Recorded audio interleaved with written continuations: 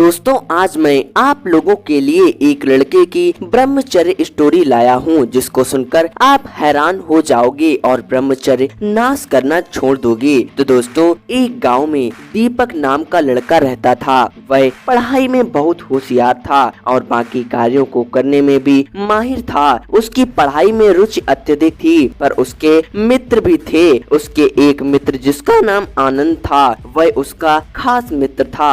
वह ज्यादातर एक दूसरे के साथ ही रहते थे।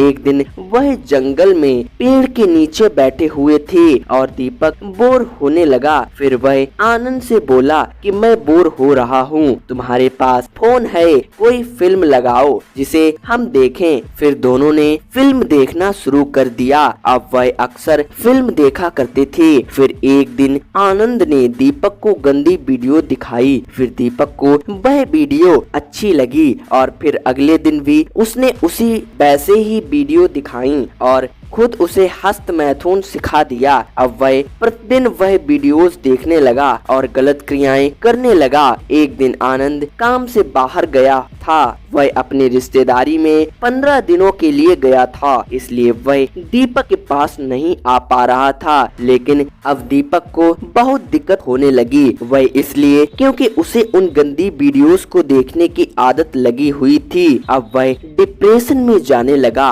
फिर उसने सोचा कि कुछ तो करना पड़ेगा। तब वह अपने पिता के पास गया और उनसे बोला कि पिताजी मुझे स्मार्टफोन दिला दो, मैं ऑनलाइन पढ़ाई करूंगा। उसके पिता ने अगले ही दिन उसे फोन दिला दिया। अब वह प्रतिदिन फोन में वही अश्लील वीडियोस देखने लगा और हस्त मैथुन करने लगा। ऐसा करते हुए उसे 1 महीना हो चुका था, लेकिन उसे उन वीडियोस में मजा नहीं आ रहा था। अभी उसके सामने एक नई वेबसाइट का ऐड आया। वह उसे अच्छी लगी। दोस्तों अब दीपक पूर्ण रूप से इस दलदल में फंस चुका था। वह काम वासना का पूर्ण शिकार हो चुका था। दोस्तों वह पेड वेबसाइट थी और वह सिर्फ ऑनलाइन पेमेंट ही एक्सेप्ट करती थी। फिर दीपक ने सोचा कि मैं इसको कैसे खोलूं और ऑनलाइन पैसे कहां से लाऊं। तब उसने सोचा कि शायद पिताजी ऑनलाइन मनी सिस्टम यूज करते हैं, पर मैं अगर उनसे इसके लिए मांगूं तो वह नहीं देंगे। फिर दोस्तों उसने अपने पिता के फोन को खोला और धीरे से किताबों को ऑर्डर करने के बहाने अपने पिता से ऑनलाइन मनी ट्रांजैक्शन के लिए पासवर्ड पूछ लिया। फिर उसने 199 रुपए ट्रांजैक्शन कर दिए। अब वह पूरे दिन वीडियोस देखने लगा। दोस्तों वीडियोस की भयंकर लत में फंस चुका था। वह ऐसे ही और भी गलत वेबसाइट का रिचार्ज करा के गलत वीडियोस देखकर दिन में 2 से 3 बार हस्त मैथुन करने लगा। उसके पिताजी को उस पर शक हुआ कि मेरे पैसे जा कहां पर रहे हैं। तभी एक दिन स्कूल से फोन आया कि दीपक स्कूल क्यों नहीं आ रहा है। फिर उसके पिताजी को भी शक हुआ। उसके पिता ने अगले ही दिन उसका स्कूल जाते हुए पीछा किया। उन्होंने देखा कि यह यहाँ जंगल में आकर गलत वीडियोस देखकर हस्त मैथुन करता है, साथ ही सिगरेट भी पीता है। दोस्तों दीपक की हालत बहुत गंभीर होती जा रही थी। उसको इसे करते करते 1 वर्ष हो गया। दीपक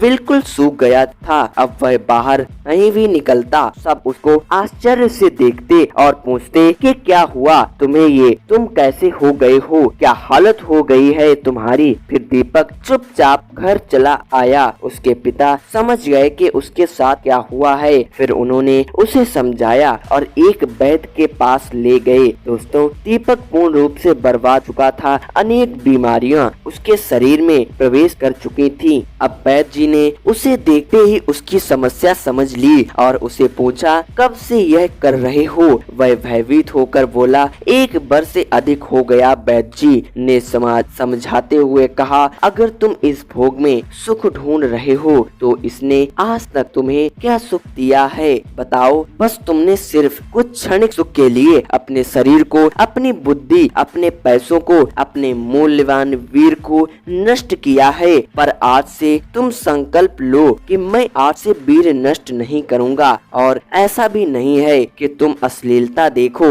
जब तक तुम्हारा मन शुद्ध नहीं होगा तब तक तुम ब्रह्मचर्य का पालन नहीं कर सकते। तुम्हें सुबह उठकर ध्यान में बैठना है। साथ ही तुम्हें नित्य कर्म ईश्वर की पूजा अर्चना करनी है, इससे तुम्हारा मन पवित्र हो जाए। दोस्तों फिर दीपक पूर्णता बदल गया, वह गुरुजी के बताए हुए मार्गदर्शन पर चलने लगा। तो दोस्तों अगर आप भी ब्रह्मचर्य नष्ट करते हो तो आपके शरीर की दुर्गति होते देर नहीं लगेगी, इसलिए आपको अपना मन शुद्ध करना है। दोस्तों तुलसीदास जी कहते हैं, जहाँ राम तहु काम नहीं, जहाँ काम नहीं राम, तुलसी कबो होत नहीं, रव रजनी एक ठाम। दोस्तों अगर आपका मन शुद्ध नहीं होगा तो आपके पास राम नहीं होंगे। दोस्तों इसीलिए काम को अपने शरीर में, अपनी बुद्धि में प्रवेश मत करने दो। इसने आज तक किसी का भला नहीं किया है, आपका भी नहीं करेगी। दोस्तों तो अगर आपको ये वीडियो, ये कहानी अच्छी लगी है तो इसको लाइक कर देना, अपने दोस्तों को भी शेयर करना मत भूलिएगा, चैनल को सब्सक्राइब कर देना। मिलते हैं एक नई वीडियो के साथ। जय श्री राम।